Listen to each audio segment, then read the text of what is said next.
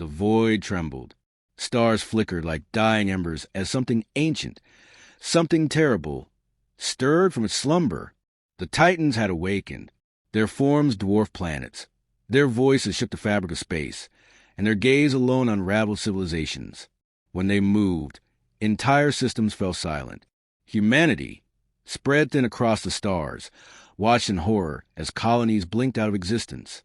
The United Earth Federation scrambled warships, but railguns and plasma cannons shattered against their skin like glass. A Titan spoke, its voice a thunderclap across the cosmos. "You are dust. You are nothing." Dr. Elias Voss stood in the ruins of a research outpost, his hands shaking not from fear, but fury. The data before him was impossible.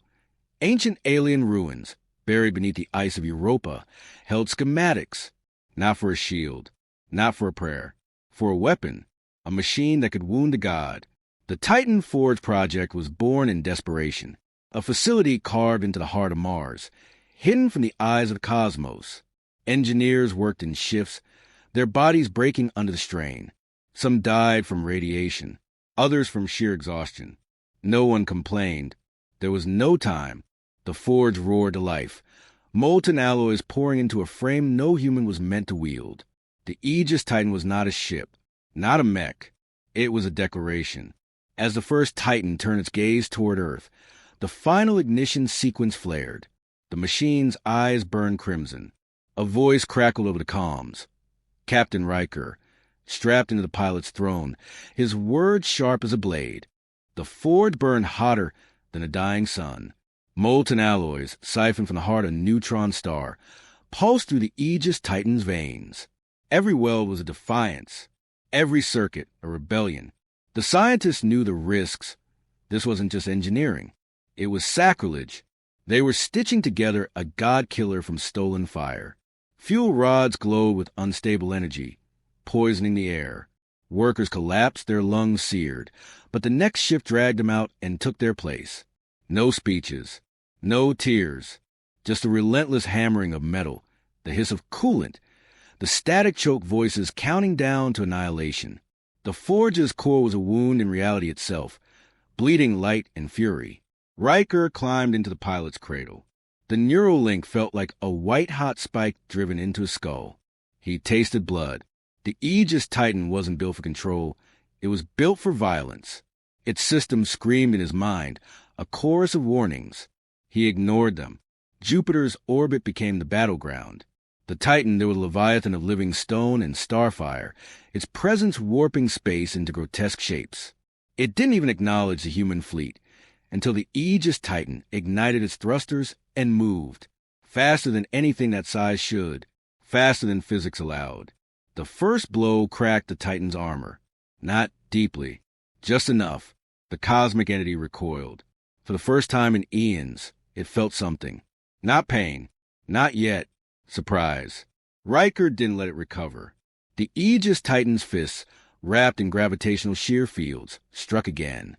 The void itself rippled from the impact. The Titan's roar shattered asteroids. Humanity watched from dying ships, from burning stations, from the last safe corners of Earth. They didn't cheer. They understood. This wasn't victory.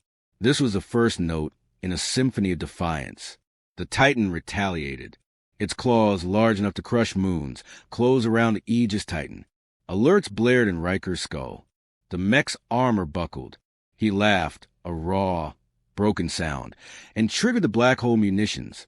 For a single, impossible second, the Titan flinched. Then the darkness swallowed them both. 500 words. Section 3. Silence. The kind that exists only after an explosion, when the universe holds its breath.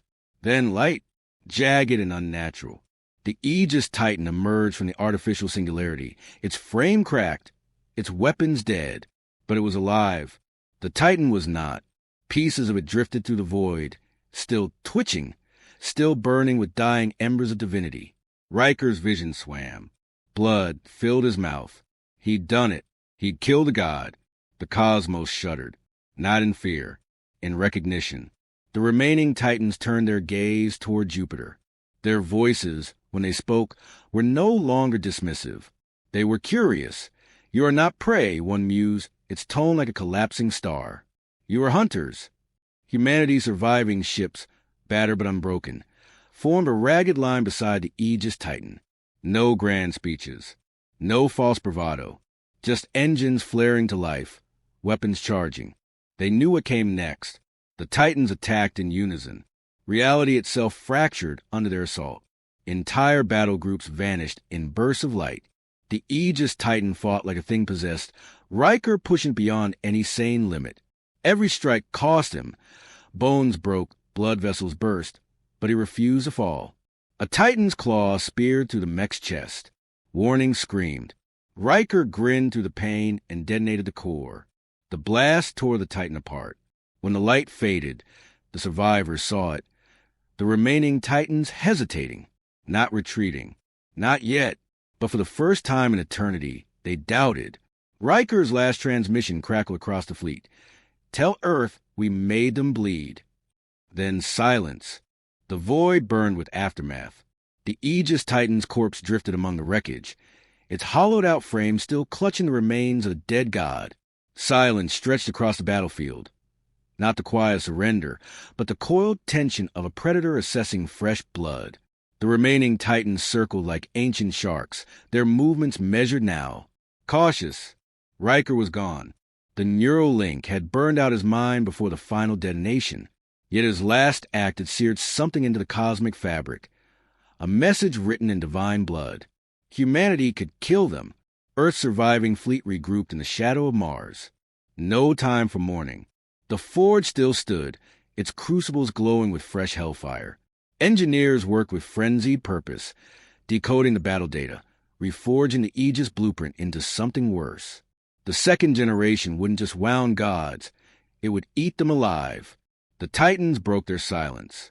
Not with threats, but terms. Submit. Their voice boomed across all frequencies, and your species will be spared as curiosities. The transmission carried the weight of dead civilizations. Admiral Kira Vasquez answered by firing the newly christened Oblivion cannon. The beam tore through a Titan's wing, scattering molten divinity across the asteroid belt. The message was clear. Humanity didn't bargain with monsters. New mechs rolled off the assembly lines, leaner, meaner, their cores singing with stolen divinity. Volunteer pilots queued for the neural spikes, each candidate understanding the price. The lucky ones would die quickly. The others would become something not entirely human. When the Titans came in force, they found Earth ready, not hiding, not pleading, arrayed for war in gleaming rows of god-killing steel. The first volley from the orbital batteries cracked the Titan's crown. The second salvo made it scream. Somewhere in the chaos, a rookie pilot locked eyes with a wounded deity. She didn't flinch when it raised a continent-sized fist, just activated the singularity grenades and whispered, "Welcome to the food chain." The explosion lit up the solar system. 500 words. Section 4. The war lasted 17 minutes. When the light faded, the void held nothing but corpses and echoes. The Titans were gone, not just defeated, but unmade. Their essence scattered across the cosmos like malignant pollen. Humanity stood battered but upright on the smoking ruins of its homeworld. The forge fires cooled. The mechs powered down. In the sudden quiet, survivors dared to breathe. Then the real horror began. Deep space probes detected the disturbance first. Something vast moving between galaxies. Not a Titan. Something older, hungrier, drawn by the scent of dead gods and the creatures who'd slain them. On Earth, engineers examined the last fragments of Titan essence. The material was changing, adapting, learning. The surviving mech pilots reported nightmares of something whispering in the dark between stars. Dr. Voss stood before what remained of the United Earth Council. His hands didn't shake when he presented the new schematics. The third generation, mechs weren't machines anymore. They were something closer to living weapons, their cores pulsing with corrupted divinity. "We did win a war," he told the silent chamber. We rang the dinner bell. The vote was unanimous. The forges roared back to life. As the first of the new mechs took flight, its pilot, a hollow-eyed veteran of the Titan War, activated the comm just once. Let them come. We got teeth now. Somewhere in the endless dark, something ancient and unspeakable opened its eyes and smiled. The silence after victory was worse than the war. Earth's orbit glittered with the corpse light of dead titans, their broken forms drifting like macabre monuments. The survivors moved through ruined cities in dazed silence, their hands still shaking from adrenaline crashes. No cheers, no celebrations, just a hollow realization that they'd traded one apocalypse for another. Deep in the Titan Forge's ruins, engineers picked through the wreckage of their god-killing machines. The Aegis prototypes lay in pieces, their blackened cores still whispering. Dr. Voss ran his fingers along a fractured neural interface. It burned him, but he didn't flinch. The pain kept him sharp, kept him honest. "We built them to fight gods," he muttered to the empty hangar. His reflection stared back from a mech's shattered visor, gaunt, haunted. "Now we need to build something that can kill whatever comes next." The first reports trickled in from the outer colonies. Strange gravitational fluctuations. Entire scout patrols disappearing without distress calls.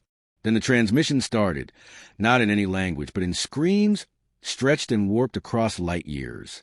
Captain Mira Kelso stood on the bridge of the last dreadnought, watching the stars through bloodshot eyes. Her crew jumped at shadows. The ship's AI had started dreaming in binary screams. When the alert finally came, a single blip on long-range sensors, something big moving against a galactic current. She actually felt relieved. "All stations," she said, her voice steady as a guillotine blade. "Light the beacons." Across the solar system, dormant mechs flared to life. These weren't the desperate prototypes of the Titan War. These were something colder, something hungrier. Their armor drank light. Their weapons hummed with stolen divinity. And their pilots. Mira strapped into her command throne as the neural spikes bit deep. The pain was exquisite. The anger was better. "Remember," crackled Dr. Voss's final transmission, "we're not fighting for survival anymore." The stars went out. Something laughed in the dark. 500 words. Section 5. The thing that came wasn't a Titan. It had no shape, no form, just a terrible, gnawing absence where reality should be. Human sensors failed to comprehend it. Mechs short-circuited just from looking.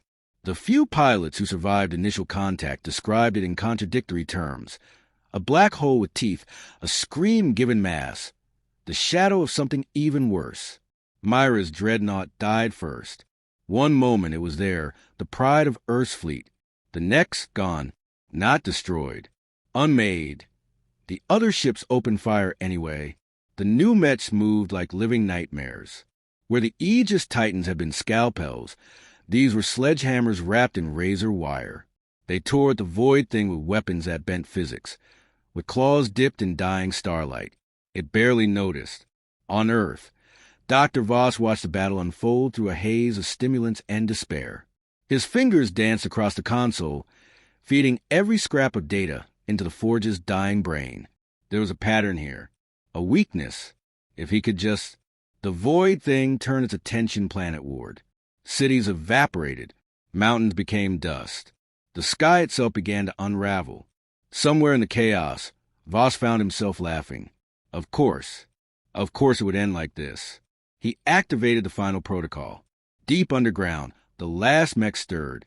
Not a war machine, not a weapon, a cage. Its core pulsed with every shred of stolen divinity, every scrap of human ingenuity, every ounce of desperate, stupid hope. As the void thing descended, the mech's single eye flared crimson. "Got you," Voss whispered. The detonation lit up the galaxy.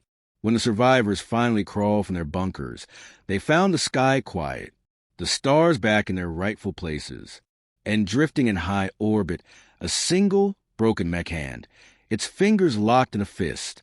Somewhere in the dark, something new began to stir.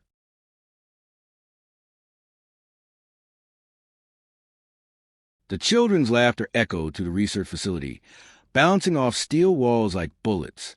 They weren't children anymore. Not really. Not after what they'd done to the scout. Their golden eyes tracked everything, missed nothing. The oldest, we call her Alpha now, hummed as she played with a containment field around the shard. "17 years," she said again, tapping the glass. The shard pulsed in time with her fingers. "That's not much time to remake a species." The council wanted answers. They got equations instead. Alpha scrawled them across every available surface, walls, floors, even the ceiling when we let her. The math hurt to look at. Some technicians went mad, trying to understand. Others just started bleeding from their eyes. We learned 3 things that week. First, the shard was growing. Slowly, yes, but exponentially. By our calculations, it would reach critical mass in exactly 17 years. Second, the children were changing too. Their bones glowed under X-rays. Their blood sang in petri dishes. Third, and this one kept me awake, they were happy about it. Alpha caught me staring at her shadow one evening. It didn't quite match her movements. "Don't worry," she said, patting my cheek. Her palm burned. "We're not the monsters here." That night, the shard spoke for the first time. It only said one word. Asterisk, mother. Asterisk. 500 words. Section 7. The shard's voice broke half the lab's glass. The other half melted. Alpha just laughed and pressed her forehead against the containment field, her golden eyes reflecting the thing's pulsing light. "Finally," she whispered, "we were starting to think you'd never talk." The research facility became a shrine overnight. Scientists knelt before the shard's chamber, notebooks forgotten. Some claimed to hear music in its pulses. Others swore it showed them the future in their dreams. I saw the security footage, how the children gathered around at night, singing lullabies in a language that made the cameras glitch.